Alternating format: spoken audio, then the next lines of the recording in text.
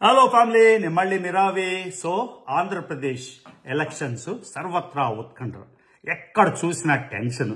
నేనేమో రోజుకి 5 గంటలు 6 గంటలు వచ్చిన ప్రతి సర్వే రివ్యూ చేసేస్తున్నా.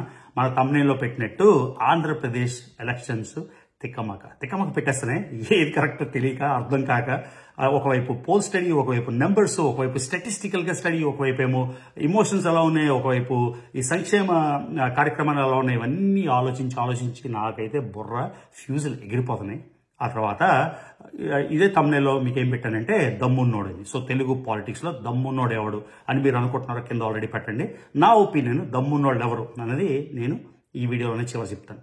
సో మొత్తానికి మన ఛానల్లోనే 3 లైవ్లు చేసాం. ఒక లైవ్ 6:30 గంటలు, ఒక లైవ్ 5:30 గంటలు, ఒక లైవ్ 4 గంటలు. ఎంతో మొత్తానికి ఆ లైవ్లో నాకు అర్థమైంది ఏంటంటే Andhra Pradesh electorate very very polarised అంటే ఇలా ఒక రెడ్ సీ, ఎర్ర సముద్రం ఇలా విడిపోయినట్టు మోజెస్ అలాగా రెండుగా విడిపోయింది. అటువైపు కొంతమంది, ఇటువైపు కొంతమంది.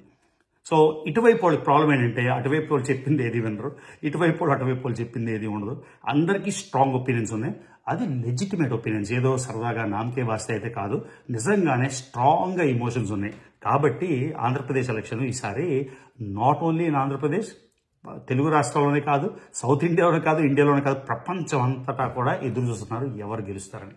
సో ఈ 3 ఒపీనియన్స్ నేనైతే వైసీపీ వాళ్ళేమో నేను టీడీపీ సపోర్ట్ అంటున్నారు, టీడీపీ వాళ్ళేమో వైసీపీ సపోర్ట్ అంటున్నారు. నాకు తెలిసి నేనైతే ఇంతకంట న్యూట్రల్గా ఎవరు చేయలేరేమో, ఒక మోడరేటర్గా అంత న్యూట్రల్గా మొత్తం డిబేట్స్ కండక్ట్ చేశాను. అందరి వైపు నుంచి ఒపీనియన్స్ విన్నాను.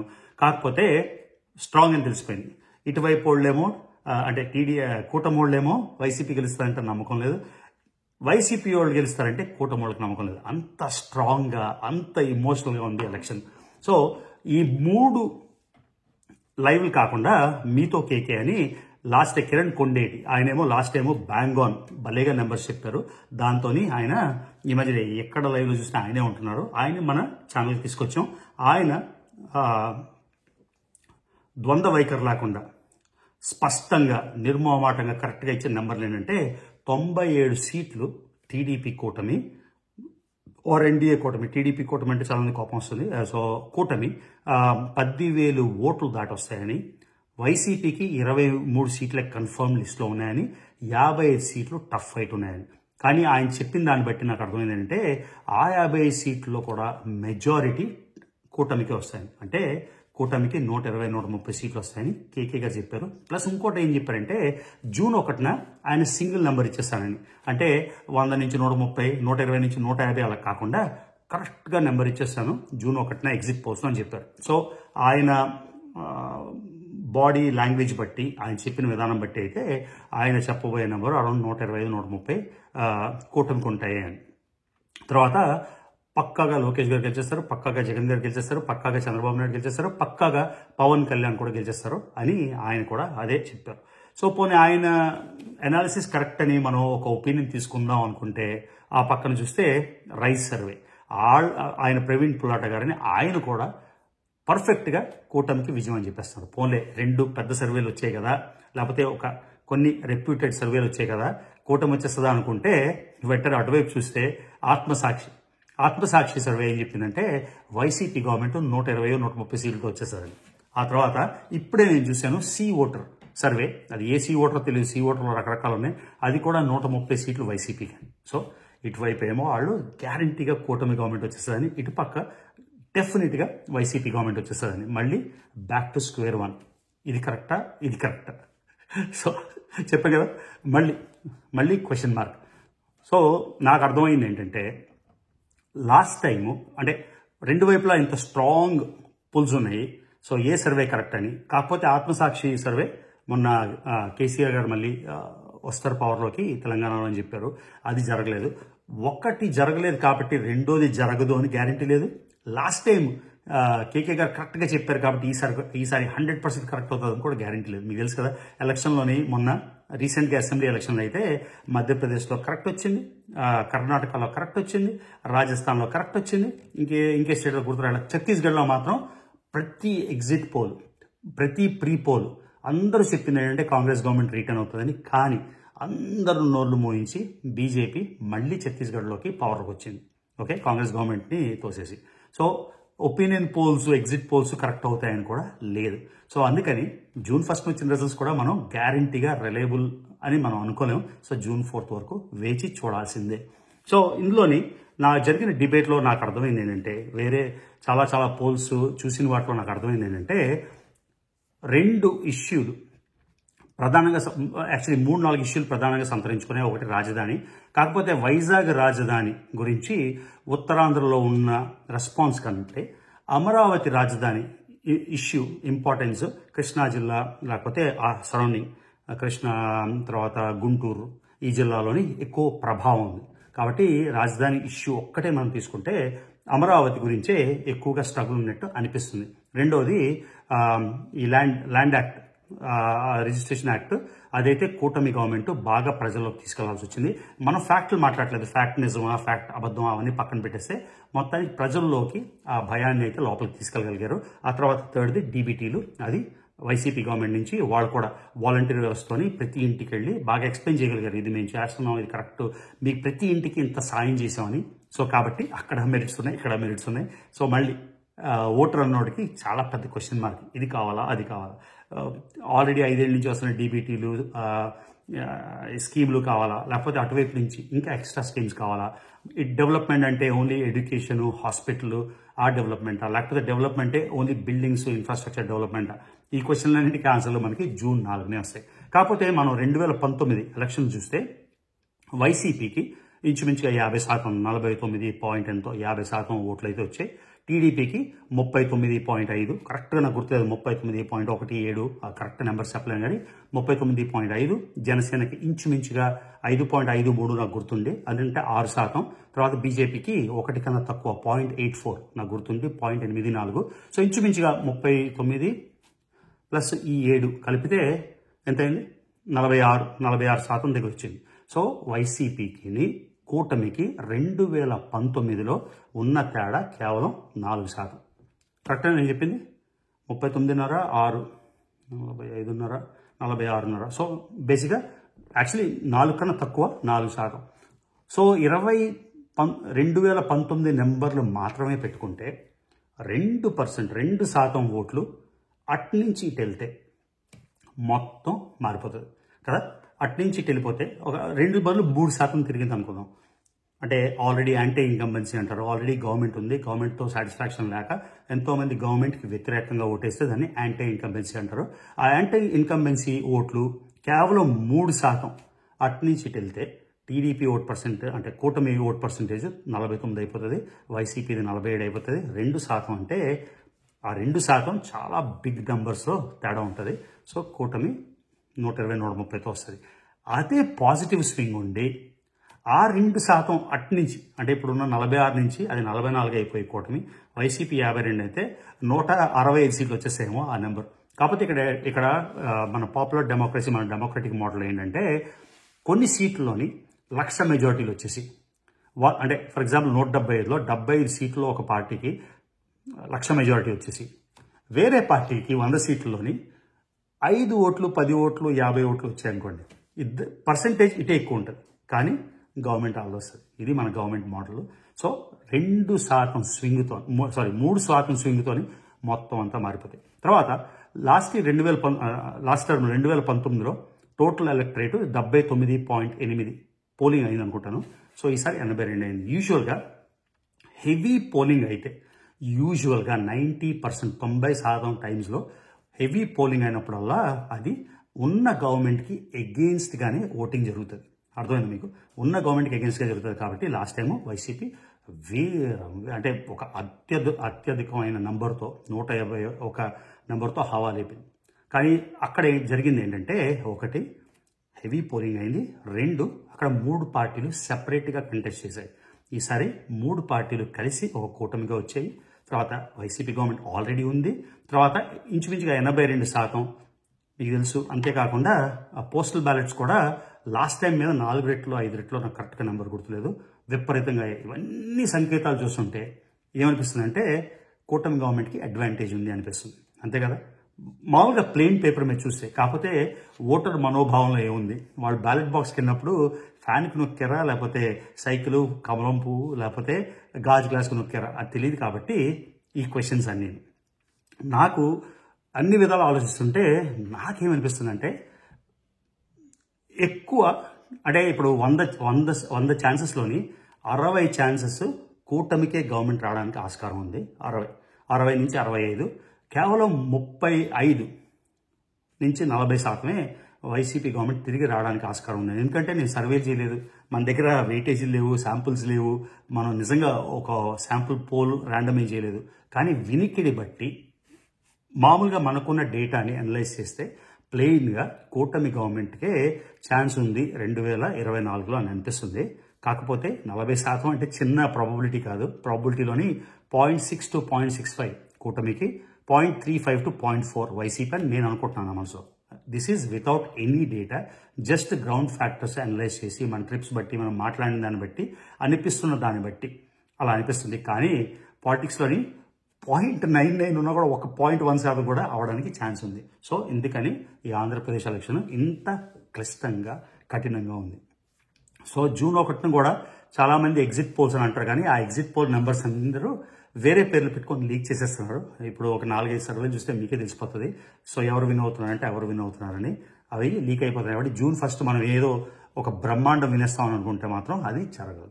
కాకపోతే నాకేమనిపిస్తుంది అంటే, మళ్ళీ టఫ్ ఫైట్, పిఠాపురం అన్నీ వింటున్నాం. కాకపోతే నాకేమనిపిస్తుంది అంటే, లోకేష్ గారు గెలిచేస్తారు, జగన్ గారు గెలిచేస్తారు, చంద్రబాబు నాయుడు గారు గెలిచేస్తారు, పవన్ కళ్యాణ్ గారు గెలిచేస్తారు అని అనిపిస్తుంది. మళ్ళీ వితౌట్ డేటా, నాకు చూసిన దాన్ని బట్టి నేను చెప్తాను. సో ఇది నాకు తెలిసిందంతా. అంతేకాకుండా మొన్న ప్రణవ్ రాయ్ ఇప్పుడు డీకోడర్ అని వాళ్ళు ఒక కొత్త ఛానల్ పెట్టుకున్నారు. అంటే ఎన్డీటీవీ అదానికి అమ్మేసినట్టున్నారు. అందులో ఆయన చెప్పింది ఏంటంటే, పోల్ ఆఫ్ పోల్స్. యూజువల్గా ఏం చేస్తారంటే ఇలాంటి ఆర్గనైజేషన్స్ ఏ పోల్ నమ్మాలో తెలియదు కాబట్టి ఒక 10-20 రెప్యూటెడ్, అంటే బాగా ప్రతిష్టాకరమైన పోల్స్, అంటే వాళ్ళకు వచ్చిన ఒపీనియన్ పోల్స్ అన్నీ సేకరించి దాన్ని యావరేజ్ చేస్తారు. So poll of polls, reputed organisations, ప్రతిష్టాకరమైనవి, తెలిసినవి, నిర్దేశించబడ్డ ఒక మంచి ఆర్గనైజేషన్స్ పోల్స్ అన్నీ ఆయన యావరేజ్ చేస్తే, అంటే ఎంపీ స్థానాల పరంగా చెప్పారు, ఒక 16-17 కూటమికి, 7-6 వైసీపీ, నాకు కరెక్ట్గా గుర్తులేదు. కాకపోతే 2:3, అంటే ఇటువైపు రెండింతలు అయితే 8 కరెక్ట్గా రేషియో గుర్తురావట్లేదు, కానీ మొత్తానికి ఇటు కూటమికే వస్తుంది అని ఒకసారి మీరు ప్రణవ్ రాయ్ చేసిన డీకోడర్ చూడండి. అది national survey and repeated survey. అందులోని కొంచెం లెఫ్ట్ బేరింగ్, అంటే వాళ్ళు బీజేపీకి అగెయిన్స్ట్గా యూజువల్గా చేస్తారు.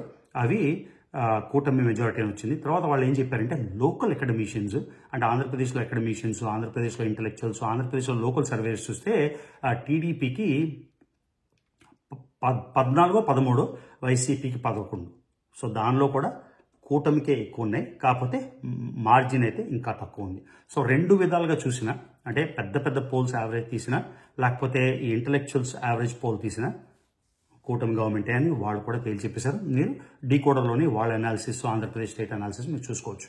ఓకే, కాకపోతే ఇవన్నీ ఒకవైపు మీకు చెప్పినట్టు ఛత్తీస్గఢ్లో అందరూ అనుకున్నది ఒకటి, అయ్యింది ఒకటి, మీకు ఇందాక ఎక్స్ప్లెయిన్ చేశాను. సో అలాగా ఏదైనా జరగచ్చు అన్నది మొత్తానికి నా నా క్లోజింగ్ థాట్ మాట. అర్థమైంది కదా? సో ఏదైనా ఒక మ్యాజిక్ వాండ్ పట్టుకొని అబ్రకదబ్రా అనేసి ఒక రిజల్ట్స్ వచ్చేస్తే బాగుంటుంది, కానీ అలా కాదు. ఇదంతా నేను ఈ యావరేజ్, అంటే ఎన్నో సర్వేలు చూసి, ఎన్నో ఒపీనియన్స్ చూసి ఇదంతా సమ్మరైజ్ చేసి మీకు ఒక ఏమంటారు దాన్ని, ఒక సమ్మరీ ఇచ్చేస్తాను అనమాట, ఎసెన్స్. ఓకే, సో మొత్తానికి ఆంధ్రప్రదేశ్లో ఎవరు గెలుస్తారంటే, నేను తమ్నైల్లో పెట్టినట్టు తెక్కమాక ఎవరికి 100% తెలియదు. రెండోది, నేను చూసిన ఇన్ఫర్మేషన్ బట్టి చాలా కొన్ని రిపీటెడ్ సోర్సల్ దగ్గర విన్న న్యూస్ ఏంటంటే, వేలాది కోట్లు బెట్టింగ్లు అవుతున్నాయి. మీకు తెలుసు ఎలా అవుతున్నాయంటే వేలాది కోట్లు. First of all Kadapa seat Sharmila గారు గెలుస్తారా, లేకపోతే ఆయన గెలుస్తారా, రెడ్డి గారు, అవినాష్ రెడ్డి గారు గెలుస్తారా, లేకపోతే పులివెందుల్లోని జగన్ అన్నకి ఎంత మెజారిటీ వస్తుందా, ఎంత మెజారిటీ వస్తుందా, పిఠాపురంలో పవన్ గారికి ఎక్స్ట్రా మెజారిటీ వస్తుందా, 20,000 ఉంటుందా, 30,000 ఉంటుందా, 40,000 ఉంటుందా? ఉండిలో RRR ట్రిపుల్ ఆర్ గారు ఆయన మెజారిటీ ఎంత వస్తుంది? శ్రీకాకుళంలో ఆయన గెలుస్తారా, వైజాగ్లో ఈయన గెలుస్తారా? ఇలాగా కోట్లు బెట్టింగ్లు అవుతున్నాయట. నాకు అర్థమైంది దాని అంతవరకు ఈ బెట్టింగ్ల వల్ల కొంతమంది లాభపడతారు, కొంతమందికి పోతాయి. కాకపోతే బెట్టింగ్లు అటు ఇటు చూస్తారు కాబట్టి డబ్బులు అయితే చాలా సర్క్యులేట్ అవుతాయి, కానీ చాలామంది నష్టపోతారు. కాబట్టి నేను ఒక ఇన్ఫ్లుయెన్సర్గా నా రికమెండేషన్ ఏంటంటే బెట్టింగులు చెయ్యొద్దు అని. ఇది నాకు చెప్పాల్సిన రెస్పాన్సిబిలిటీ ఉంది కాబట్టి ఇది చెప్పేస్తాను. తర్వాత తమిళలో నేను పెట్టిన రెండో పాయింట్ ఏంటంటే దమ్మున్నోడెవరు. సో ఆంధ్రప్రదేశ్ ఎలక్షన్లో తెలంగాణ ఎలక్షన్ కూడా కలిపేద్దాం కదా. రెండు ఎలక్షన్లో కలిపితే ఎవరు దమ్మున్నాడు అందరికన్నా అంటే మీ ఒపీనియన్ ఏంటో మీరు కింద పెట్టండి. నా ఒపీనియన్ నేను చెప్తాను. దమ్ము అన్నది ఒక్క విషయంలోని, ఒక ఫ్యాసెట్లోని, ఒక కోణంలోనే చెప్పడానికి ఇంపాసిబుల్. కాబట్టి ఆంధ్రప్రదేశ్లో దమ్మున్నోళ్ళు ఎంతోమంది ఉన్నారు. మొదట ఏజ్ పరంగా నేను మొదలెడితే చంద్రబాబు నాయుడు గారు 9 ఏళ్ళు అవిభాజిత ఆంధ్రప్రదేశ్ అంటే తెలంగాణ విడిపోకముందు ఆంధ్రప్రదేశ్కి లాంగెస్ట్ సర్వింగ్ సీఎం. 9 ఏళ్ళు ఆయన సీఎంగా పనిచేశారు. ఆంధ్రప్రదేశ్ చరిత్రలో ఇంకెవ్వరూ కూడా 9 ఏళ్ళు సీఎం చేయలేదు. అంటే before the partition of Telangana, okay, అవిభాజిత సంపూర్ణ ఆంధ్రప్రదేశ్కి. అలానే చంద్రబాబు నాయుడు గారు 10 ఏళ్ళు అపోజిషన్ లీడర్గా చేశారు. అది కూడా లాంగెస్ట్. సో అది రికార్డు కదా. అంటే ఇప్పుడు ఆంధ్రప్రదేశ్ సంపూర్ణంగా లేదు కాబట్టి ఆ రికార్డ్ని ఎవ్వరూ తీయలేరు. సో ఆయన ఒక రికార్డ్ సెట్ చేశారు. ఏంటంటే longest serving chief minister, longest serving opposition leader. And Damodar Sanjivayya garu first 38 ఏళ్ళకి ఆయన సీఎం అయ్యారు. ఆ తర్వాత చంద్రబాబు నాయుడు గారు 1995లో 45 ఏళ్ళకి ఆయన సీఎం అయ్యారు. సో దాన్ని దమ్మే అంటారు కదా. ఒక పెద్ద మహావృక్షం, ఎన్టీ రామారావు అంటే ఒక మహావృక్షం. ఆ ఎన్టీఆర్ లాంటి మహావృక్షాన్ని సీఎంగా దించేసి ఆయన సీఎం అయ్యి ఆయనకున్న పవర్ని, ఆయనకున్న మేధస్సుని, ఆయనకున్న పబ్లిసిటీని, ఆయనకున్న పాపులర్ డిమాండ్, లేకపోతే ప్రజల్లో ఉండే పాపులారిటీ ఇవంతా కంటైన్ చేయగలిగి 9 ఏళ్ళు సీఎంగా ఉన్నారంటే ఆయన నిజంగా దమ్మున్నోడు కదా. సెకండ్ జగనన్నకు వస్తే జగనన్న ఒక్క సంవత్సరం లేటుగా సీఎం అయ్యారు. చంద్రబాబు నాయుడు గారు 45 ఏళ్ళకి సీఎం అయ్యారు. జగనన్న 46 ఏళ్ళకి సీఎం అయ్యారు. ఆయన కూడా దమ్మునోడని చెప్తాను. ఎందుకంటే కాంగ్రెస్ ఆ రోజుల్లో సోనియా గాంధీ ఒక ఆటోక్రాట్ లాగా తను అనుకున్నదే వేదంలాగా అన్నీ చేస్తున్న టైంలో ఆంధ్రప్రదేశ్లోని కిరణ్ కుమార్ రెడ్డి గారు గవర్నమెంట్, అంటే రోసయ్య గారు, తర్వాత కిరణ్ కుమార్ రెడ్డి గారు, అక్కడ సెంటర్లోని సోనియా గాంధీ గవర్నమెంట్, రెండు పెద్ద వృక్షాలని అపోజ్ చేసి ఒకే ఒక సీట్, అంటే విజయమ్మ గారేమో పులివెందుల సీటు, జగనన్నేమో కడప లోక్సభ సీట్, నాకు if I remember it right, ఒక సీటుతోని ఇంత పెద్ద వ్యవస్థని విభేదించి ఆయన మొత్తం పాదయాత్ర చేసి 67 సీట్లు అనుకుంటాను 2014లో తెచ్చుకుంది. ఆ తర్వాత 151 అత్యధిక మెజారిటీతో వన్ మ్యాన్ ఆర్మీగా, ఒక లయన్ లాగా సింగిల్గా పోరాడి చంద్రబాబు గారు ఆయన దమ్మున్నాడని మనం ఆల్రెడీ చెప్పేసుకున్నాం. ఆయన అంత ఎక్స్పీరియన్స్ మనిషిని ఓడించి ఆయన పవర్ తీసుకొచ్చారంటే ఆయన కూడా దమ్మున్నాడే. సో నేను నిజంగా చెప్తున్నా, యూజువల్గా పాలిటిక్స్లో ఎలా అంటే అందరిలోని నెగిటివ్స్ వెతుకుతారు. నేనేమో ఈ వీడియోలోని పాజిటివ్స్ వెతుకుదాం అనుకుంటున్నా. అందుకని చంద్రబాబు నాయుడు గారు బాగా దమ్మున్నాడు, జగనన్న బాగా దమ్మున్నాడు. నెక్స్ట్ పవన్ కళ్యాణ్ గారి దగ్గరికి వస్తే 2 సీట్లు, ఇంత మాస్ పాపులారిటీ. సినిమా అంటే పిఎస్పీకే అంటే అసలు ఇలా వీడియో పెట్టగానే పిఎస్పీకే ఎక్కడ చూసినా పిఎస్పీకే, అంత పాపులారిటీ ఉండి మెగాస్టార్ గారి తమ్ముడు అయ్యింది. ఎన్నో సినిమాలు బంపర్ డూపర్ హిట్లు అయింది. ఇలా వేల కోట్లను సంపాదించే కెపాసిటీ ఉండి కూడా పబ్లిక్ సర్వీస్లోకి దిగి ఘోర పరాజయం పొందారు. ఎక్కడ గాజువాకలోని భీమవరం ఆయన కాన్స్టిట్యుయెన్సీ, గాజువాక రెండిట్లోని ఘోర పరాజయం. మనం చిన్న పరాజయానికే మనం డిప్రెస్ అయిపోయి ఏదో పోగొట్టుకొని పూర్తిగా అన్నీ వదిలేసి ఒక మునితత్వం, సన్యాసత్వంలో వచ్చేసాం. ఆయన గివప్ చేయకుండా మళ్ళీ పాలిటిక్స్లో ఉండి ఎన్నో ఇన్సల్ట్లు పొలిటికల్గా ఎన్నో అబ్యూజులు తీసుకొని కూడా ఇంత కీర్తి, ఇంత ప్రతిష్ట, ఇంత డబ్బులు, ఇంత పాపులారిటీ ఉండి కూడా 2 ఘోర పరాజయాల తర్వాత ఇంకా పాలిటిక్స్లో ఉండి, అంటే పట్టు వలని విక్రమార్కుల్లా మొత్తానికి చేసి ఆయన మళ్ళీ పిఠాపురంలో నిల్చున్నారు. కానీ ఆయన కూడా దమ్మున్నాడు. దమ్ము లేకపోతే పిరిపంలా పారిపోతారు. దమ్ముంది కాబట్టి ఆయన కూడా చేయగలుగుతున్నాడు కాబట్టి ఆయన కూడా దమ్మున్నాడే. సో ఆంధ్రప్రదేశ్లో చంద్రబాబు నాయుడు గారు మ్యాసివ్ దమ్మున్నాడు, జగనన్న మ్యాసివ్గా దమ్మున్నాడు, పవన్ కళ్యాణ్ గారు కూడా బాగా దమ్మున్నాడు.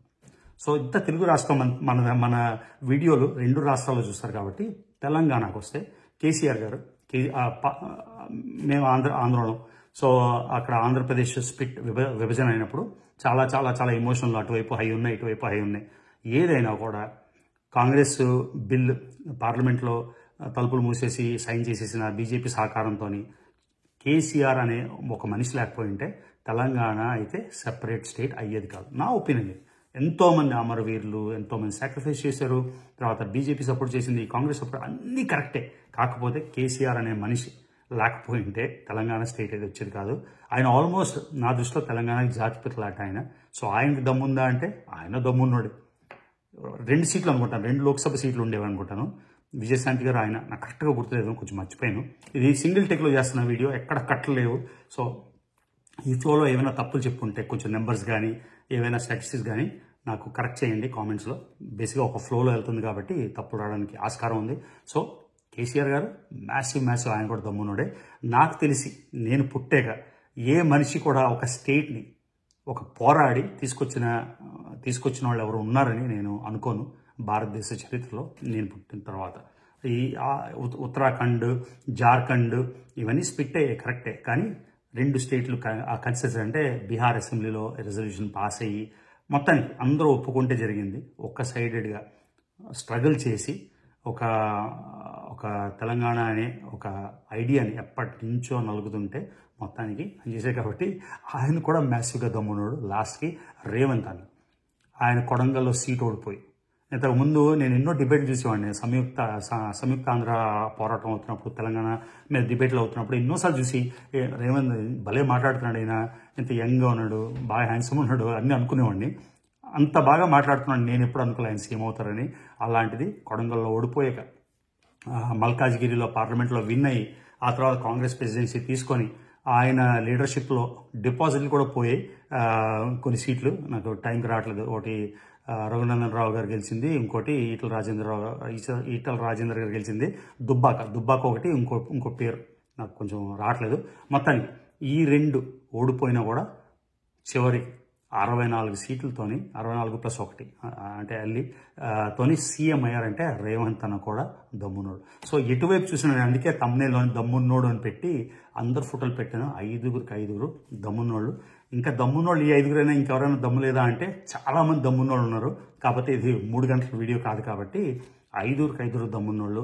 తర్వాత లాస్ట్గా నేను చెప్పేది ఏంటంటే June 4th ఎవరు విన్ అయినా కూడా నా లైఫ్లో నేను చెప్తున్నా, ఇంతకుముందు వీడియోలో నేను చెప్పాను, బైపార్టిసన్షిప్ అనేది అమెరికాలో ఉంటుంది. ఏంటంటే 2 పొలిటికల్ పార్టీస్, కాబట్టి ఎన్ని పొలిటికల్ పార్టీస్ ఉంటే అన్ని పొలిటికల్ పార్టీస్ ఏకాభిప్రాయంగా వచ్చి దేశం పాలసీలు, అంటే నేను చెప్తుంది అమెరికా ఎగ్జాంపుల్. సో అక్కడ రాష్ట్రం పాలసీస్ బ్లైండ్గా వీళ్ళు చెప్పారు కాబట్టి అది అపోజ్ చేయడం, వాళ్ళు చెప్పారు కాబట్టి ఇది అపోజ్ చేయడం కాకుండా ఇద్దరు ఒక తాటిపైకి వచ్చి, ఎందుకంటే at the end of the day డెమోక్రసీలో పీపుల్స్ మ్యాండేట్ ఇస్ సుప్రీం.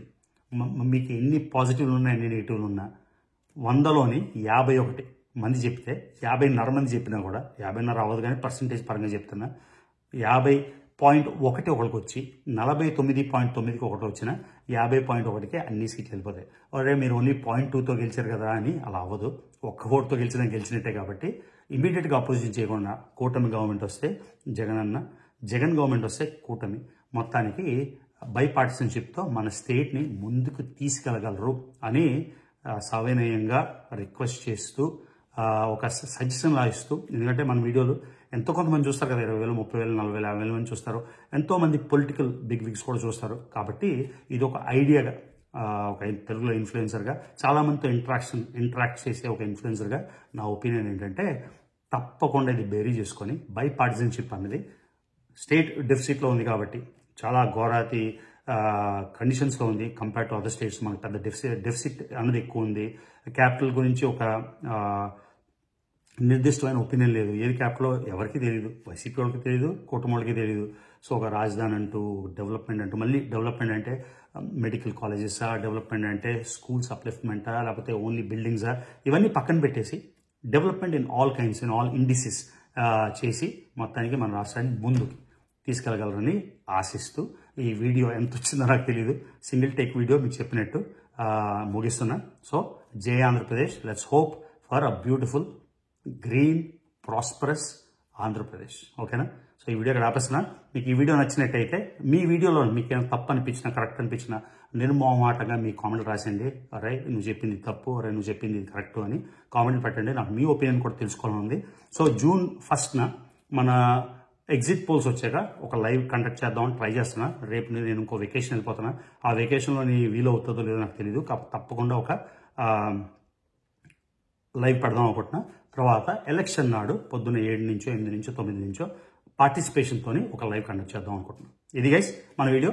ఇంకా రవి తెలుగు ట్రావెలర్ ఛానల్ చూస్తున్నట్టయితే కానీ సబ్స్క్రైబ్ చేసుకున్నట్టయితే మర్చిపోకుండా సబ్స్క్రైబ్ చేసుకోండి. వీడియోస్ లైక్ చేయండి. ఈ మధ్యన మన ఛానల్ కొంచెం అక్కడ ఉండేది ఇలా ఇక్కడికి వెళ్ళిపోయింది. ఇక్కడి నుంచి కొంచెం కుంటుతూ పైకి వస్తుంది. కాబట్టి ఒకవేళ మీరు నా వీడియో చూస్తున్నట్టయితే అన్సబ్స్క్రైబ్ చేసి మళ్ళీ సబ్స్క్రైబ్ చేసి బెల్ ఐకాన్ క్లిక్ చేయండి. తర్వాత పాత వీడియోలు ఏమైనా మిస్ ఉంటే చూడండి. ఓకేనా? See you in the next video.